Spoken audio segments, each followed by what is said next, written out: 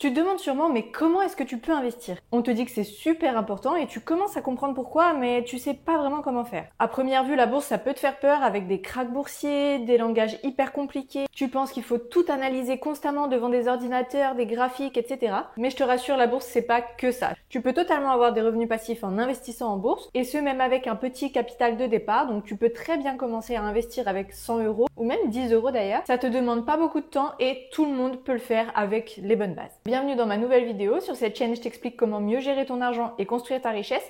Et dans cette vidéo, je vais te donner toutes les bases pour savoir comment est-ce que tu peux commencer à investir en bourse. Cette vidéo, c'est simplement une introduction au concept de l'investissement en bourse et de la bourse, mais ça ne constitue pas un conseil financier et il faut absolument que tu fasses beaucoup plus de recherches derrière cette vidéo et que tu continues à te renseigner sur tout ça pour savoir exactement ce que tu fais avant de commencer à investir ton argent. Pourquoi est-ce que c'est important d'investir son argent? Investir son argent, c'est super important premièrement pour battre l'inflation puisque chaque année, donc ton argent perd de la valeur à cause de l'augmentation du coût de la vie et donc de l'augmentation des prix de tout dans la vie. Et donc si tu laisses ton argent dormir sur des comptes classiques type compte courant ou livret A, tu vas donc mécaniquement perdre de l'argent dans le temps. Donc l'important c'est de protéger ton argent contre l'inflation. Ensuite, c'est de se constituer également des revenus passifs pour que tu aies d'autres sources de revenus que ton revenu principal qui est très certainement ton salaire. Et aussi donc pour t'enrichir, pour accroître ton patrimoine et donc t'enrichir au quotidien. Si tu veux en savoir un peu plus sur pourquoi il faut investir, tu peux aller voir mon autre vidéo sur pourquoi investir son argent. Le lien est dans la description de cette vidéo. La bourse, qu'est-ce que c'est? C'est un endroit où vont s'échanger des obligations ou des actions. C'est un peu comme un Vinted, c'est un endroit où tu vas acheter ou vendre des obligations et des actions à d'autres personnes. Donc les obligations, c'est des sortes de petits emprunts que tu fais donc à une entreprise ou à un État. Alors qu'une action, c'est un titre de propriété d'une partie d'une entreprise. Donc quand tu achètes une action d'une entreprise, tu es propriétaire d'un tout petit bout de cette entreprise. En général, il y en a des milliers et des milliers des actions. Tu n'as pas une grosse part dans cette entreprise, mais tu es quand même propriétaire d'une petite part de cette entreprise. Donc sur les marchés en bourse, il y a des gens qui souhaitent acheter des actions et des gens qui souhaitent vendre des actions. Et du coup, le prix de l'action fluctue selon l'offre et la demande. Le prix de l'action se nomme le cours de l'action. Si beaucoup de gens, par exemple, souhaitent acheter des actions totales, mais que très peu de personnes veulent en vendre, eh bien mécaniquement, les prix vont augmenter. Et donc inversement, s'il y a peu de personnes qui veulent acheter et beaucoup de personnes qui veulent vendre cette action en même temps, les cours vont baisser. Alors maintenant, comment est-ce que ça se fait qu'on gagne de l'argent quand on investit en bourse et qu'on achète des actions? Il y a deux façons de gagner de l'argent en bourse. La première, c'est que chaque année, l'entreprise, si elle fait des bénéfices, elle peut choisir de les reverser à ses actionnaires sous forme de dividendes. Donc ça veut dire que les sociétés qui font beaucoup de bénéfices et qui gagnent beaucoup d'argent, ils utilisent forcément une partie pour continuer à se développer, mais ils utilisent également une autre partie pour remercier les actionnaires d'investir dans leur entreprise et d'avoir confiance en leur entreprise. Et pour pouvoir continuer à avoir des actionnaires, ils les remercient donc en leur versant des dividendes chaque année, donc une petite partie de leurs bénéfices. La deuxième façon de gagner de l'argent, c'est de revendre une action quand son cours est plus haut que le cours de l'achat. Donc si tu as acheté une action l'année dernière à 20 euros et que cette année elle est à 25 euros et que tu la revends, eh bien tu as fait une plus-value de 5 euros entre les deux, tu as donc gagné de l'argent. C'est ce qu'essayent de faire les traders, mais de manière très très courte. Chaque jour, chaque heure, même chaque minute peut-être même, ils essayent de revendre un tout petit peu plus cher que ce qu'ils ont acheté. Mais je te rassure, c'est pas du tout ce qu'on veut faire ici. Nous, on veut investir sur le long terme. Donc tu l'auras compris, tu peux totalement avoir un petit peu des deux si tu investis sur le long terme parce que tu achètes une action, tu vas la garder 10, 15, 20 ans peut-être. Pendant toutes ces années, elle va te verser des dividendes sur ses bénéfices. Et à la fin, si tu souhaites la revendre, en général, le cours de l'action sera beaucoup plus haut qu'au moment où tu l'as acheté. Et donc, tu vas également faire une plus-value sur le prix de cette action si tu souhaites la revendre. Tu n'es pas obligé de la revendre d'ailleurs. Je vois beaucoup de gens sur internet ou même sur YouTube qui rabaissent un petit peu l'intérêt des dividendes. Notamment, il est vrai, quand une entreprise verse des dividendes, le cours de son action baisse d'autant. Imaginons qu'une action vaille 100 euros et que l'entreprise reverse 5 euros de dividendes. Au moment où elle va te reverser ces dividendes, tu vas donc les recevoir sur ton compte qui te permet d'investir en bourse, donc soit ton PEA, soit ton compte titre. Et le cours de l'action, au même moment, va baisser de 5 euros. Donc tu auras toujours 100 euros en réalité puisque tu auras une action de 95 euros et un dividende de 5 euros. Donc en effet, à l'instant T, tu n'auras pas vraiment gagné d'argent. Mais cette façon de penser, pour moi, elle est complètement dépassée et bête puisque évidemment, le cours de l'action derrière va réaugmenter. Je veux dire, dans quelques mois, ton action, elle vaudra de nouveau 100 euros et tu auras quand même eu ces 5 euros en plus. Donc oui, dans quelques mois, tu auras bel et bien 105 euros et plus 100 euros. Donc oui, à l'instant T, évidemment, la valeur est la même, mais crois-moi, sur le long terme, l'action, elle continue d'augmenter. Sinon, elle baisserait toute la vie et elle arriverait à un moment à zéro, ce qui n'est vraiment pas le cas. Quand l'entreprise est en bonne santé, le cours de son action augmente sur le long terme ou au pire, reste le même. Mais dans toutes ces années, elle t'a quand même versé des dividendes, donc clairement, tu t'enrichis même avec les dividendes. C'est personnellement ma stratégie. Je ne souhaite jamais revendre mes actions. J'achète une action simplement pour qu'elle me verse des dividendes chaque année, mais ça ne m'empêche absolument pas de m'enrichir, croyez-moi. Comment est-ce qu'on investit et comment est-ce qu'on achète une action? Pour commencer à investir en bourse, vous devez ouvrir un compte qui vous permet d'acheter des actions et donc de stocker ces actions. Vous pouvez donc ouvrir soit un PEA, soit un compte titre. Pour ouvrir ce compte, je vous conseille de vous tourner vers un courtier en ligne qui est agréé par une autorité financière, donc par exemple l'AMF en France, c'est l'autorité des marchés financiers, pour être sûr que votre argent est en sécurité et vos actions également. Il y en a plein qui existent sur le marché, ils ont tous des fonctionnements un peu différents et des frais surtout différents, mais ils ont des frais bien moins élevés que les banques classiques, donc je vous conseille pas du tout d'ouvrir un PEA ou un compte titre dans une banque classique, qui aura rien que des frais de tenue de compte. Ça, il n'y en a aucun sur les courtiers en ligne. Donc, il faut vraiment aller sur un courtier en ligne. Ça peut être Bourse Direct, par exemple, Trade Republic ou même Boursorama. Le PEA, c'est disponible uniquement en France pour les Français et ça vous permet d'acheter uniquement des actions européennes. Mais il y a un avantage fiscal, c'est-à-dire que tant que vous ne sortez pas l'argent de votre PEA, vous ne payez pas d'impôt.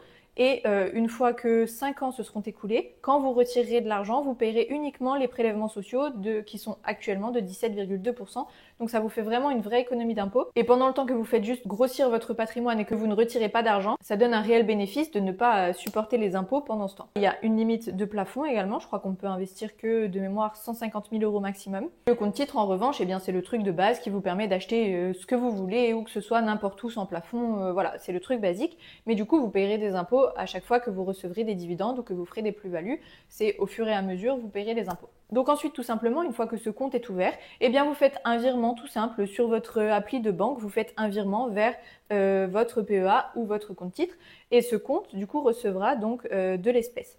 Ce compte, du coup, dispose un peu de deux poches, entre guillemets. Il y a une poche espèce et une poche titre, donc qui contient tous les titres que vous avez achetés. Donc d'abord, vous allez recevoir l'argent. Donc par exemple, si vous virez 100 euros de votre compte courant vers votre PEA, dans votre PEA, il y aura dans la poche espèce 100 euros. Pour investir en bourse, il y a également les assurances vie et les PER qui peuvent faire des investissements en bourse. En général, quand vous faites un contrat d'assurance vie ou un plan épargne retraite, c'est l'organisme par contre qui s'occupe de ça. Donc l'organisme, lui, il va investir votre argent en bourse sur des indices en général. Vous pouvez choisir ou pas, ça dépend de votre contrat. Mais voilà, c'est aussi une manière un peu détournée d'investir en bourse. En général, c'est l'organisme auprès duquel vous avez souscrit votre assurance vie ou votre PER qui va le faire pour vous. Donc c'est un peu différent, mais c'est aussi une manière d'investir un petit peu sur les marchés. Dans tous les cas, quand vous faites une assurance vie, votre argent il est investi sur les marchés pour que vous puissiez avoir des rendements chaque année. Quels sont les risques maintenant de l'investissement en bourse? Bien sûr, c'est toujours risqué d'investir en bourse. Il y a toujours un risque que vous perdiez de l'argent.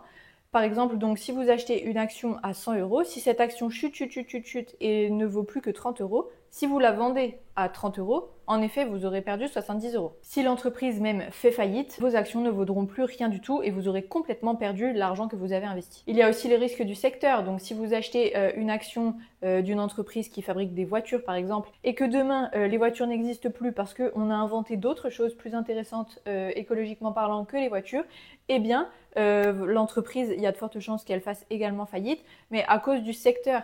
Et du coup, tout le secteur automobile serait en faillite complète. Et auquel cas, si vous avez investi que dans des entreprises du secteur automobile, vous perdrez complètement votre argent. C'est le même principe également si vous investissez uniquement dans des actions françaises et que la France fait faillite, subit une grosse crise économique, une guerre ou que sais-je. Toutes les actions françaises vont prendre un sacré coup, peut-être certaines vont faire faillite, etc. Donc vous prenez également énormément de risques si vous investissez uniquement dans un seul pays. Et puis bien sûr, il y a aussi le risque global de l'économie, donc il peut y avoir des crises économiques mondiales, la crise de 2008 ou de 2020, voilà, ce sont des crises économiques globales et mondiales. Ça va forcément faire baisser le cours de vos actions et peut-être vous faire perdre de l'argent. Pour limiter ces risques, la principale chose à faire, c'est de se diversifier. Donc vous devez être diversifié en termes d'entreprises, donc vous ne devez pas investir dans une seule entreprise. Vous devez être diversifié en termes de secteur également. Comme vous l'aurez compris, vous ne devez pas investir uniquement dans le secteur automobile, mais avoir des actions dans l'automobile, dans l'énergie, dans les assurances, dans les banques, dans l'alimentaire, que sais-je, des secteurs différents. Et également, géographiquement parlant, vous devez être diversifié, donc ne pas investir uniquement dans des entreprises françaises, mais également des entreprises américaines, brésiliennes, que sais-je, mais en tout cas dans différentes zones du monde en fait. Tout simplement parce que quand on est assez diversifié, même si une seule de nos positions, donc une seule de nos actions fait faillite, perd beaucoup de valeur ou fait complètement faillite, nos autres investissements rattrapent un peu le coup et en général on voit pas vraiment la différence ou très peu. Donc c'est vraiment très important d'être assez diversifié, toujours pour ne pas mettre tous ses œufs dans le même panier. On connaît bien cet adage. Ça marche aussi en bourse. Pour les crises économiques mondiales, malheureusement, elles sont inévitables. L'économie, ce sont des cycles et il y a forcément des hauts et des bas dans l'économie. Dans tous les cas, vous allez forcément vivre des crises économiques, très certainement des crises économiques mondiales pendant votre carrière d'investisseur. Mais l'essentiel, c'est de ne pas céder à la panique pendant ces moments-là et de ne pas vendre. Parce que sachez qu'en bourse, tant que vous ne vendez pas votre action, vous n'avez pas vraiment perdu d'argent. Parce que même si vous achetez une action à 100 euros, vous avez donc cette action dans votre petit portefeuille d'actions, vous avez une action. Qu'elle vaille 100 euros ou 30 euros, vous possédez toujours cette action pour le moment. Donc vous n'avez pas vraiment perdu de la valeur, vous avez toujours cet objet avec vous, cette action. Donc l'essentiel, c'est de ne pas la vendre quand elle vaut 30 euros, mais simplement d'attendre que la crise économique passe, potentiellement en racheter même quand elle vaut 30 euros, et ensuite, dès que l'économie remontera, parce qu'elle finira forcément par remonter, votre action vaudra à nouveau 100 euros, peut-être même 110 euros, et auquel cas, voilà, vous n'aurez pas perdu d'argent parce que vous l'aurez acheté à 100, elle vaudra 110, et vous en aurez même acheté à 30 euros et elle vaudra 110. Voilà, tant que vous ne vendez pas, vous ne perdez pas d'argent. Donc, surtout les cycles économiques, il ne faut absolument pas que ça vous panique et il ne faut pas vendre à ce moment-là. C'est vraiment la pire erreur à éviter. C'est justement d'en profiter pour racheter d'autres actions. En tout cas, de garder ses positions le temps que la situation économique revienne. Croyez-moi, elle reviendra. L'essentiel, c'est vraiment de voir à long terme et de regarder uniquement ses gains au bout de 20 ans par exemple, plutôt que regarder au jour le jour si on a gagné ou perdu de l'argent. Ça n'a pas vraiment de sens. On va parler un petit peu des ETF. Il y a certaines personnes du coup qui ne choisissent pas les actions une par une dans lesquelles investir, mais qui utilisent des ETF pour investir. Donc les ETF, c'est des sortes de petits paniers d'actions. C'est des choses qui répliquent des indices. Donc par exemple, un ETF qui réplique le CAC 40, c'est comme si vous investissiez dans les 40 plus grosses entreprises françaises en investissant uniquement dans un ETF. Ça peut être beaucoup plus passif, beaucoup moins fluctuant puisque évidemment les variations de cours sont beaucoup moins élevées sur un ETF que sur une action bien sûr vu qu'il est composé de plusieurs actions. C'est un petit peu plus passif. Voilà, si vraiment vous voulez pas du tout vous prendre la tête avec la bourse, vous pouvez commencer par investir dans des ETF. C'est totalement faisable et ça vous fera quand même gagner de l'argent à long terme. Vous aurez la performance du marché global qui est quand même globalement en hausse. Je ne suis pas particulièrement fan des ETF personnellement. Je pense qu'on peut choisir ses actions et faire de bien meilleurs choix et axer un petit peu sa stratégie sur quelque chose. Par exemple, je vous l'ai dit, moi, ma stratégie, c'est de me concentrer sur les actions à dividendes et donc je n'investis que dans des grosses entreprises qui versent des dividendes généreux. Donc, ça n'a pas d'intérêt pour moi d'aller sur un ETF. Mais si tu ne veux pas te prendre la tête et que tu veux voilà, uniquement les bases et investir un minimum, tu peux très bien investir dans des ETF. C'est une très bonne solution pour les débutants et ceux qui ne veulent pas faire énormément de recherches sur le sujet. Je pense pas qu'il y ait de meilleures solutions entre les deux. Ça dépend simplement de ta stratégie, de ce que tu recherches, etc. Bon voilà, je pense qu'on peut totalement être assez diversifié et ne pas prendre de risques en choisissant ses actions. Il n'y a pas besoin d'avoir 300 actions dans son portefeuille pour ne pas prendre trop de risques et être assez diversifié. Donc je pense vraiment pas qu'il y ait une meilleure stratégie que l'autre entre les ETF et choisir les actions vraiment à l'unité. Voilà, c'est simplement une question de préférence, de avec quoi tu es à l'aise et ce que tu veux faire. Je vais vous montrer par exemple sur le site de Boursorama sur l'action Total. L'action Total est donc actuellement à 58,73 euros. Tout simplement, si vous avez par exemple 100 euros à investir, eh bien vous pourrez en acheter qu'une seule puisqu'elle est au prix de 58,73 euros. Donc ici, vous allez tout simplement cliquer sur acheter si vous souhaitez l'acheter. Ensuite, deux possibilités pour acheter. Donc soit vous aurez passé un ordre au marché, donc c'est ce qui va aller le plus vite puisque le système va vous acheter l'action au cours actuel du marché, qui fluctue vraiment très très rapidement de quelques centimes vraiment toutes les minutes. Donc c'est juste que vous pouvez être amené, si vous voyez le prix à 58,73, vous pouvez très bien l'avoir acheté à 58,71 ou 58,75. Vous voyez, il y aura forcément des micro-changements entre ce que vous avez vu à l'écran et le prix réel que vous allez payer. En général, c'est pas des très gros changements, donc il n'y a pas de problème. Ou alors, vous pouvez passer un ordre à court limité pour maîtriser un petit peu plus le prix que vous allez dépenser. Donc par exemple, vous pouvez choisir d'acheter votre action uniquement si le cours ne dépasse pas les 58,70 euros. Auquel cas, votre achat d'action ne se fera que si le cours descend un tout petit peu en dessous de ce prix, donc si le cours descend à 58,70 euros. Mais du coup, ça se peut que votre ordre ne soit jamais exécuté parce que si ça se trouve, l'action va ne faire que augmenter et donc votre ordre ne sera pas exécuté et vous n'aurez pas acheté l'action. Voilà, c'est comme ça qu'on achète une action. L'essentiel dans tout ça, en tout cas, c'est d'investir en ayant une vision long terme et de vouloir vraiment gagner de l'argent sur le long terme, de ne pas chercher les micro-changements de prix. On s'en fiche de tout ça. Ce qu'il faut, c'est d'investir sur le long terme et de compter soit donc sur les dividendes, soit sur l'augmentation du capital donc à long terme, enfin du prix global de vos titres à long terme, ou les deux. Voilà, dans les deux cas, vous allez gagner de l'argent. Et il faut vraiment être régulier et ne pas lâcher. Il faut vraiment avoir cette idée, vous dire voilà, à partir de maintenant, chaque mois, j'investis même 50 euros en bourse, mais il faut le faire vraiment chaque mois. Vous le faites pendant des années et des années sans vous poser de questions et vous verrez, je sais pas, au bout de 5, 10 ans, 20 ans, là vous regarderez et vous vous direz waouh, heureusement que j'ai fait ça, j'ai gagné tellement d'argent déjà. Enfin voilà, vous verrez vraiment que c'est incroyable la puissance des investissements sur le long terme et il faut vraiment pas regarder ça à court terme. Lancez-vous donc après cette vidéo, continuez à regarder d'autres vidéos, à lire des livres, à vous informer, etc.